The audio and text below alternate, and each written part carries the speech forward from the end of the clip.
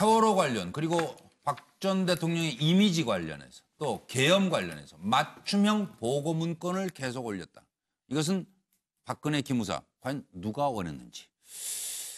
기무사와 박근혜 전 대통령은 왜? 어떤 관계였을까? 이걸 좀 질문을 드리면서 찰떡궁합이었나?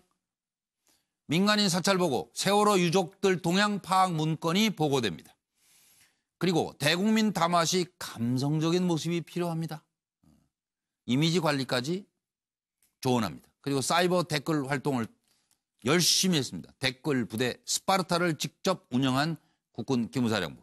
탄핵 기각 대비해서 계엄도 준비한 것 아니냐. 지금 이런 의혹에 휩싸여 있는 겁니다. 임무수행 준비에 만전을 기하겠음이라고 적시돼 있습니다. 그리고 정치 개입 조언까지 홍보도 저희가 할게요. 자, 과연 박근혜 호위무사 역할을 한 기무사는 누구의 지시로 움직였나? 권력이 기무사를 총애해온 이유는 또 무엇일까? 살펴드리겠습니다. 마지막까지 승객들의 탈출을 돕다 생을 마감한 고 박지영, 김기웅, 정한선님과 양대홍 사무장님, 민간 잠수사 고 이강욱님의 모습에서 대한민국의 희망을 봅니다. 저는 이런 분들이야말로 우리 시대의 진정한 영웅이라고 생각합니다. 앞으로 희생자들의 넋을 기리고 안전의 중요성을 되새기기 위해 충업일을 건립하고 4월 16일을 국가 안전의 날로 제정할 것을 제안합니다. 다시 한번 이번 사고로 희생된 분들의 명복을 빌며 유가족 여러분께 깊은 위로의 말씀을 드립니다. 감사합니다. 수사라는 게요. 이제 그 사람들도 제가 장담한 건데 지옥을 보게 될 겁니다. 네. 수사라는 것이 이 완벽하게 훈련된 법조인한테 취조당한다는 게 얼마나 고통스러운 건지 아마 느끼게 될 거예요. 드디어 기무사 수석으로 처음으로 그런 네, 그렇죠. 아주 지옥을 보게 될 거예요. 네, 지옥을 보게 될. 그것이 그들 개인에게는 참 좀 안타까워요. 저는 애석하고 그러나 국가의 100년 대계를 위해서는 불가피한 희생입니다. 사실 정우갑 의원께 그 당시 청와대가 어떻게 판단을 했었던가 하는 게 지금도 좀 저는 의구심이 들어요. 8대 0이었죠 그때 아마? 헌재 판결이? 그렇죠. 헌재 판결이 탄핵이 안 된다라는 판단을 했다는 것이죠. 그러니까 근데 청와대뿐만 아니라 일부 언론사들도 그런 판단을 하고 있던 것도 있었고.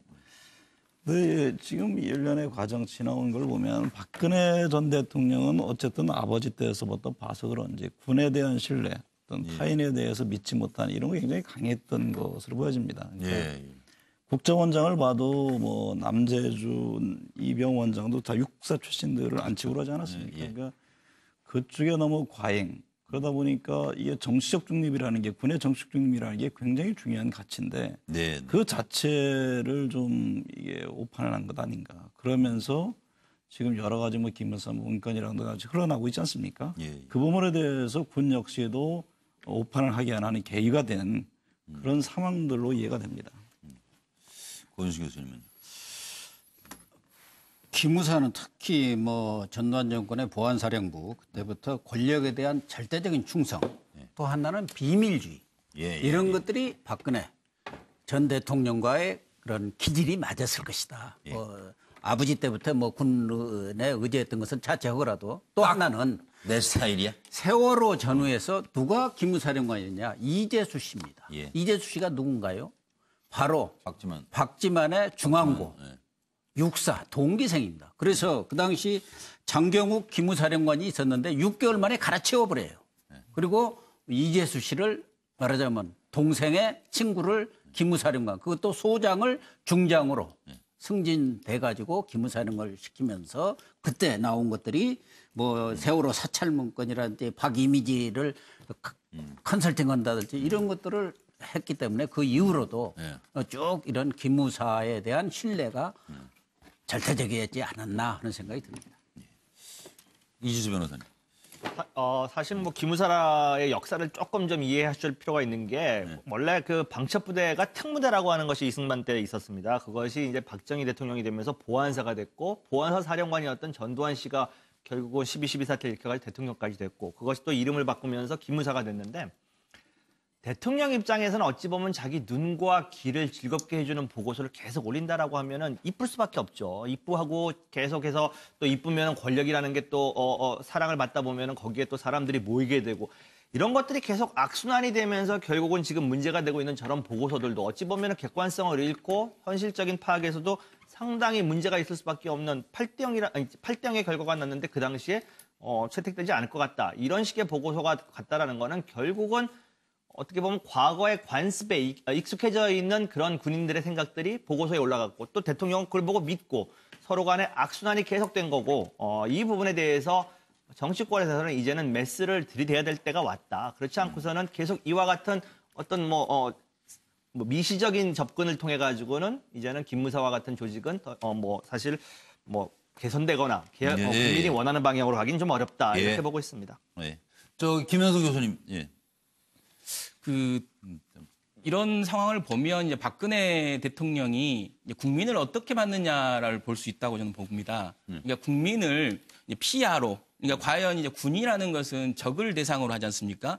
이제 국민을 적으로 보지 않았나라는 생각이 들어요. 그래서 이 하는 일들 보면 결국은 댓글 조작을 통해서 여론을 조작하고 이 공작하고 그리고 어떻게 보면 선거를 교란시키고 그러면서 이제 조작과 공작이 반복되면서 중독된 것 같습니다. 저는 개인적으로 이게 이런 어떤 정보도 중독이 된다. 이제 과거에 이제 김영삼 대통령 시절에도 군을 개혁하면서 기무사령관을 중장에서 소장으로 강등시키고 어떻게 낮추고 그런 다음에 기무사령관한테 받던 보고서도 받지 않았습니다. 독대보고 안 받다가 1년 있다가 어느 보고 날 받았다는 거 아니에요? 갑자기 이제 궁금했다는 거예요. 김영삼 대통령이 야 하남에 척결하고 군 개혁했는데 군들은 어떻게 하냐 그 사람들은 하면서 본인이 궁금해서 오히려 본인이 요청했다는 겁니다. 그렇게 중독되는 건데요. 마찬가지로 박근혜 대통령, 이명박 정부 다 모두 이런 정보기관에 중독되고 조작과 공작에 맞들인 겁니다. 그래서 아고라를 완전히 붕괴시키고 뭐 해내는 거지 않습니까? 이 사람들은. 그래서 결국은 그 가운데서 정권을 만든 거예요. 그래서 결국은 말만 합법적으로 됐지만 결과적으로 보면 댓글을 통해서 쿠데타를 일으킨 겁니다. 결국. 아 그렇게까지 이제 볼 수 있다. 그리고 황정호 소장 아까 혹시 그 박지만 동기가 가서 앉았다는 거 아니에요? 처음에? 그랬죠. 기무사? 안 친했던 거 아니에요? 어떻게 처음에는 친했나요? 정권 초에는? 정권 초에는 좀 영향력이 있다가 곧바로 실권을 하지 않았겠습니까? 그렇다 보는데 제가 볼 때요. 역대 정권이 국가 산하 모든 정보기관을 정권의 코드에 맞춰서 이런 식으로든 저런 식으로든 다 이용했지 무슨 우파 정권만 정보기관을 이용했냐. 지금 그럼 국정원이 뭐 합니까? 그럼 대북 사업 하잖아요. 그렇기 때문에 그렇게 이야기를 해서는 안 된다고 보고요. 견문권은 아니라고 보고 견문권이 쿠데타는 아니라고 사업을 봅니다. 한다는 건 조금 오해가 있으니까 이제. 국정원이 요즘은 대북 유화 사업을 하지 간첩 잡으러는 별로 안 다니잖아요. 그러니까 국정원 이 업무가. 그래서 지금 견문권이 쿠데타라 이런 식으로 실질적인 내용들을 잘 모르면서 이야기를 하는 것은 저는 옳지 않다고 보고요. 다만 박근혜 전 대통령이 집안 특유의 아버지가 군인 출신이었지 않습니까? 과거의 기획에 매몰돼서 매우 효율적이고 왜냐하면 국정원보다는 숫자나 규모가 아주 작으면서 효율적일 수 있죠. 그런 부분에 신뢰를 높여서 자꾸 정치적인데 의존한 부분은 잘못인데요. 이 부분에서도 대통령을 독대하고 있다는 사실은 모든 언론에 보도됐습니다. 그때도 야당이 저런 부분에 대통령 독대가 있어서는 안 된다라고 강하게 주장을 하고 비판을 했어야 되죠. 그래서 어느 정도 그런 부분들을 다 허술하게 내버려 두다가 이제 와서 갑자기 저런 일이 벌어지냐 하는 것도 좀 위선적이지 않은가 저는 그렇게 봅니다. 김성환 평론가. 저는 뭐 기무사의 관점으로 좀 봐보고 싶은데요. 군사 독재가 종식되고 난 다음에 문민정부가 들어섰잖아요. 그때부터 어느 순간부터는 기무사가 자꾸 소외되기 시작했다라는 느낌을 받았을 것 같아요. 그러니까 국정원에 밀리고 다른 기관에 밀리고 이러면서 기무사가 과거에 굉장히 영광을 누렸던 시절하고는 좀 다르다. 우리도 과거에 어떤 영광을 좀 되찾았으면 좋겠다고 하는 그런 생각이 있었을 거라고 보고요. 그런데 예를 들어서 이명박 정부가 들어서고 난 다음에는 이전 대통령의 최측근인 원세훈 국정원장이 들어섰잖아요. 그래서 국정원을 절대적으로 신뢰하고 국정원이 모든 것들을 주도했단 말이에요.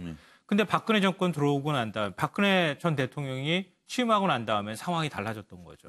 기무사 우리가 나설 수 있겠다라고 생각했고 그래서 적극적으로 이런 문제에 대해서 박 전 대통령한테 보고를 올리고 박 전 대통령이 그걸 신뢰하기 시작했던 거 아니냐. 그러니까 지금 기무사가 뭐 계엄령 문건도 만들고 박 전 대통령 세월호에서 눈물을 뭐 흘려라 뭐 이런 아주 사세한 것까지 얘기했다고 하는 것은 그러니까 그 부분이 좀 그러니까 상식적으로 이해가 안 되잖아요. 왜 군 정보기관이 왜 이런 것까지 합니까? 그러니까 기무사가 박 전 대통령을 통해서 자신들의 조직이 다시 부활되기를 원했다. 과거의 영광을 찾기를 원했다고 생각합니다. 예.